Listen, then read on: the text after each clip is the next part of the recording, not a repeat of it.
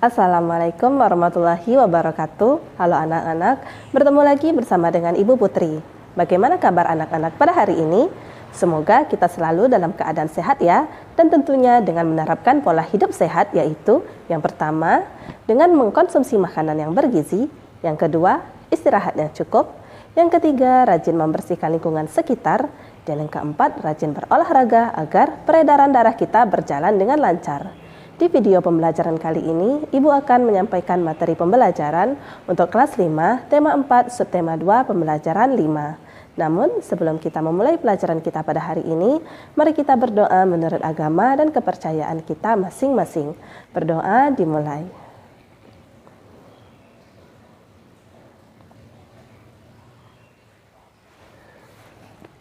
Berdoa selesai.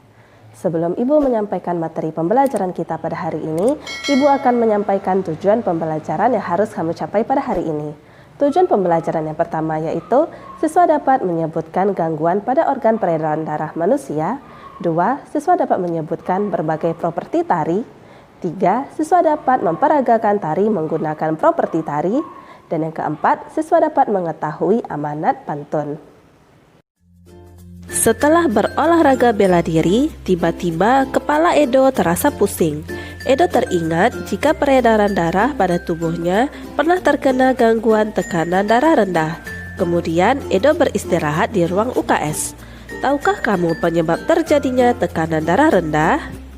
Berikut adalah nama gangguan pada organ peredaran darah manusia beserta penyebabnya. 1. Jantung koroner.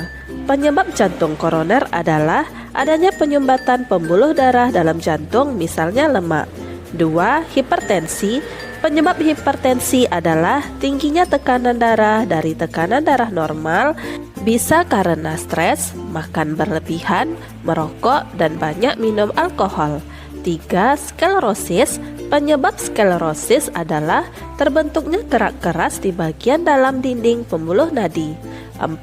Varises. Penyebab varises adalah tekanan darah yang terlalu besar dan jumlah darah yang dipompa oleh jantung terlalu banyak, umumnya terjadi pada bagian betis. 5. Anemia. Penyebab anemia diantaranya perdarahan akibat kecelakaan atau luka di bagian luar atau dalam tubuh, dan kekurangan produksi sel darah merah akibat tubuh kekurangan zat besi. 6. Leukemia. Leukemia atau kanker darah adalah penyakit yang disebabkan oleh bertambahnya sel darah putih yang tak terkendali. Penyebab leukemia adalah kelainan kromosom, paparan polusi, paparan radiasi, merokok, obesitas, dan lain sebagainya. 7. Hipotensi. Hipotensi adalah keadaan ketika tekanan darah di dalam arteri lebih rendah dibandingkan normal dan biasa disebut dengan tekanan darah rendah. Penyebabnya adalah faktor usia, pengobatan, dan kondisi cuaca. 8. Hemoroid atau ambeien. Vena bengkak dan meradang di rektum dan anus yang menyebabkan ketidaknyamanan dan perdarahan. Penyebabnya adalah pembengkakan pembuluh darah di dalam atau di sekitar bokong, yaitu di dalam rektum atau di dalam anus. 9. Hemofili. Hemofilia adalah penyakit darah yang sulit membeku. Penyebabnya adalah kelainan genetik pada darah yang disebabkan adanya kekurangan faktor pembekuan darah. 10. Penyakit kuning. Penyakit kuning alias jaundice adalah kondisi yang membuat kulit menjadi kuning. Penyakit kuning disebabkan oleh zat yang disebut bilirubin yang berlebihan dalam darah dan jaringan tubuh. Bilirubin adalah pigmen kuning yang terbentuk dari sel darah merah yang mati di hati. Kesehatan begitu penting bagi kehidupan manusia. Banyak faktor yang mempengaruhi kesehatan kita. Apa sajakah faktor-faktor yang mempengaruhi kesehatan tubuh manusia? Bacalah teks berikut ini. 4 faktor yang mempengaruhi kesehatan. Kesehatan adalah anugerah yang paling berharga bagi setiap insan manusia. Buat apa banyak harta, tetapi badan kita sakit? Ada juga yang mengatakan, health is not everything, but without health everything is nothing. Memang kesehatan itu bukan segalanya, tetapi tanpa kesehatan segalanya tiada artinya. saat sakit kita akan mengalami banyak kerugian. Selain biaya berobat yang mahal, waktu produktif kita juga terbuang percuma. Kita yang biasanya per jam dibayar 100.000, maka dalam satu hari saja sudah mencapai 2.400.000. Uang yang seharusnya kita dapatkan akan terbuang percuma. Kalau kita sakit selama sebulan, berapakah uang yang seharusnya masuk ke tabungan kita? Itu hilang begitu saja. Menurut Hendrik Elbam, terdapat 4 faktor yang mempengaruhi derajat kesehatan masyarakat, yaitu faktor perilaku, faktor lingkungan, faktor keturunan, dan faktor pelayanan kesehatan. Dari 4 faktor yang mempengaruhi derajat kesehatan tersebut, ternyata faktor perilaku memiliki pengaruh yang cukup besar, kemudian diikuti oleh faktor lingkungan, faktor pelayanan kesehatan, dan faktor keturunan. Keempat faktor di atas memiliki keterkaitan dan saling mempengaruhi. 1. Faktor perilaku. Perilaku masyarakat yang sehat akan menunjang dan berdampak semakin meningkatnya derajat kesehatan. Hal ini dapat kita lihat dari semakin banyaknya penyakit berbasis perilaku dan gaya hidup. Misalnya, kebiasaan pola makan yang sehat dapat menghindarkan kita dari serangan banyak penyakit antara lain jantung, darah tinggi, stroke, obesitas atau kegemukan, diabetes mellitus, dan lain sebagainya. Kebiasaan mencuci tangan sebelum makan akan menghindarkan kita dari penyakit saluran pencernaan. Perilaku menggosok gigi setelah makan dan sebelum tidur dapat mencegah penyakit seputar kesehatan gigi dan mulut. Dan masih banyak perilaku atau kebiasaan yang berpengaruh terhadap kesehatan. 2. Faktor lingkungan. Lingkungan yang bersih sangat berperan dalam meningkatkan derajat kesehatan masyarakat. Perbandingan angka orang sakit yang signifikan terjadi antara lingkungan yang bersih dengan lingkungan kumuh atau kotor.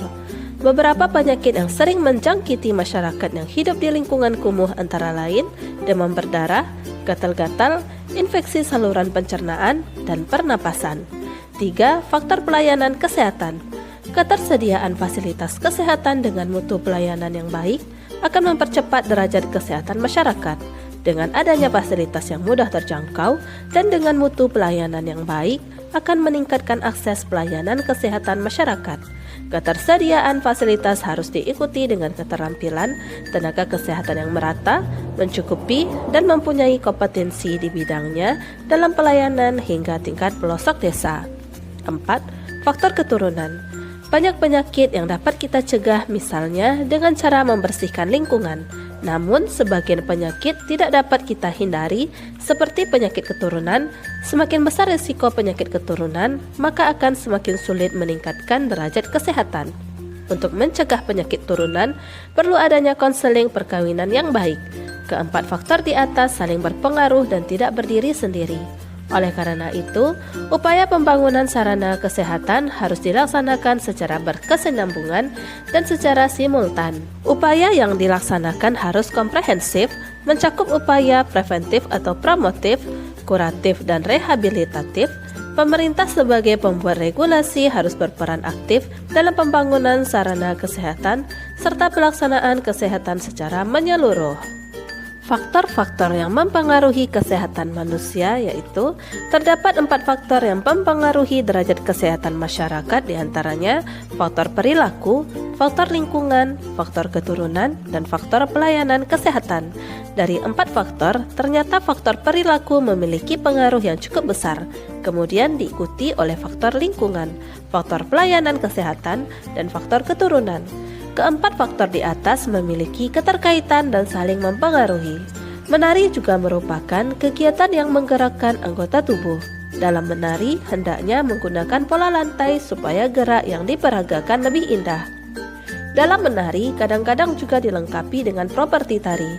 Pada tema sebelumnya, kamu sudah belajar mengenai pola lantai. Pada pembelajaran 2 di subtema ini, kamu juga sudah mengenal tentang properti tari. Coba cari tahu kembali mengenai pola lantai dan properti tari. Pola lantai merupakan garis yang dilalui penari pada saat melakukan gerak tari. Pada dasarnya, ada 2 pola garis dasar pada lantai, yaitu garis lurus dan garis lengkung. Garis lurus memberikan kesan sederhana tetapi kuat, sedangkan garis lengkung memberikan kesan lembut tetapi lemah. Gambar bentuk pola lantai yaitu seperti berikut. 1. Berbentuk vertikal, 2. Pola lantai diagonal, dan 3. Pola lantai melengkung. Siti dan teman-temannya menari. Mereka melakukan gerak tari dengan alat. Perhatikan gambar gerakan mereka. Alat yang digunakan Siti dan teman-temannya untuk melakukan gerak tari adalah busur dan panah. Siti dan teman-temannya melakukan gerakan dengan menggunakan properti yaitu badan lebih condong ke kiri, kaki kanan ditekukkan, dan kedua tangan memegang busur dan panah. Pada gerakan kedua, badan lebih busung ke depan, kaki kiri ditekukkan, tangan sebelah kanan memegang busur dan tangan sebelah kiri memegang anak panah seolah-olah akan menembakkan anak panah. Tubuh manusia memang hendaknya banyak bergerak. Dengan bergerak seperti berolahraga dan menari, denyut jantung akan meningkat sehingga darah beserta oksigen dan nutrisi bisa disalurkan dengan baik ke seluruh tubuh. Jarang berolahraga membuat peredaran darah di seluruh tubuh terganggu. Dampaknya peredaran darah terganggu dan akan timbul banyak penyakit. Edo tidak mau sakit-sakitan. Oleh karena itu, Edo ingin banyak melakukan gerak. Seperti sore itu, Edo mengajak Udin bersepatu roda. Mereka beradu cepat. Jarak garis start dibuat di depan rumah Udin, sementara garis finish ada di depan toko Jaya. Sambil bermain sepatu roda, Edo dan Udin pun berpantun. Jalan-jalan ke kota hujan, naik turun melewati bukit. Jangan lupa gerakan badan supaya kita tak pernah sakit.